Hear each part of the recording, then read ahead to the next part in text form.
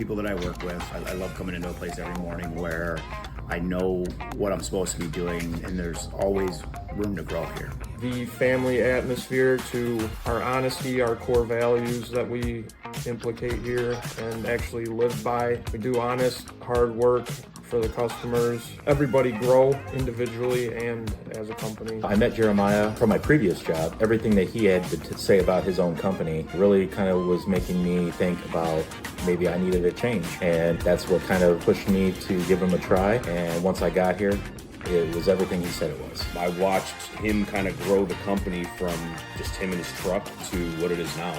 And I just think to see that growth is a testament of who he is. I just wanted to come here and work for him because I heard so many good things about it, and I know him as a person. So normally giving a guy like myself a second chance at a better life, not a struggle. For me, it was feeling like I was part of the team. A lot of hands-on training, but more so I would say it's allowed me to grow outside of my personal life, family life. They're really good about pushing that, being better outside of work.